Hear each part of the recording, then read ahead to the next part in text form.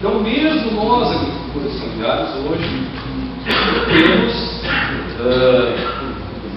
uma insistência muito grande sobre esse modelo verticalizado, que prega uma monocultura, enfim, e isso não contribui efetivamente para que a gente consiga enfrentar essas questões da segurança alimentar.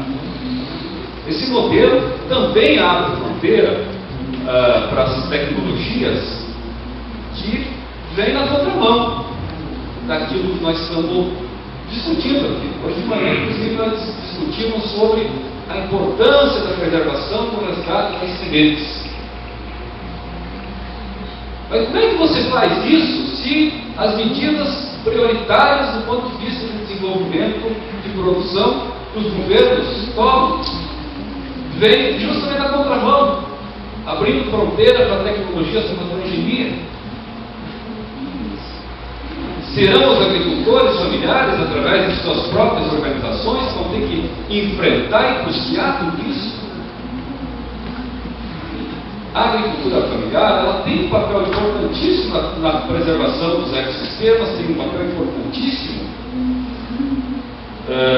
na preservação das sementes, tem um papel importantíssimo na preservação da água, das florestas, mas ela por si só, com a fragilidade econômica, social, com a fragilidade de poucas terras disponíveis, ela por si só, sem um apoio estruturante de políticas públicas do âmbito de todos os governos, não consegue dar conta disso. Ou a gente coloca essas questões no centro do nosso debate, no âmbito dos governos, no âmbito dos organismos internacionais que discutem políticas de desenvolvimento, ou efetivamente nós vamos ter muitas dificuldades de consolidar a segurança alimentar. Diante disso, nós entendemos que os governos, a sociedade como um todo, nós precisamos começar a afirmar algumas questões. Em primeiro lugar, não se conquista segurança e soberania alimentar se nós não afirmarmos um modelo prioritário de desenvolvimento e produção de alimentos baseado na agricultura familiar e com tecnologias que preservem o meio ambiente. E aí não tem meio termo, gente. Não tem meio termo. Se nós queremos produção de alimentos saudáveis, o crédito, as políticas de crédito dos nossos países não podem privilegiar o modelo da grande propriedade, da monocultura. O crédito dos nossos países não pode privilegiar o uso das sementes transgênicas.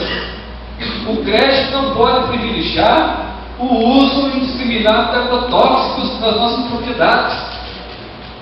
Não tem meio termo você produzir alimentos saudáveis e dizer que você vai combater a fome, vai conseguir a soberania alimentar e nutricional, porque nós estamos falando de nutrição, gente. Eu sei muito bem o que é produzir um frango no sistema integrado. Sei muito bem o que significa o peito de frango, o peito de peru, ou a carne suína que vem para a mesa do dia a dia do povo brasileiro. É puro hormônio. Isso não é alimento saudável. Isso não nutre a população do jeito que nós queremos nutrir. Produzir alimentos saudáveis e nutrição significa mexer estruturalmente no modelo sim. Nós precisamos direcionar as políticas públicas numa perspectiva de que elas estejam associadas ao modelo baseado na agroecologia.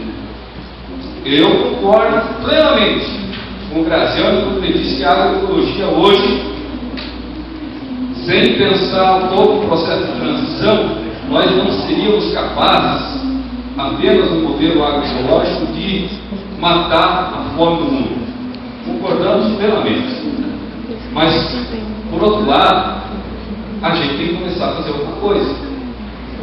Porque amanhã ou depois, se a gente não mete a dedo na ferida e começa a discutir a reconstrução desse modelo que está aí, amanhã ou depois, nós não vamos ter mais agricultura.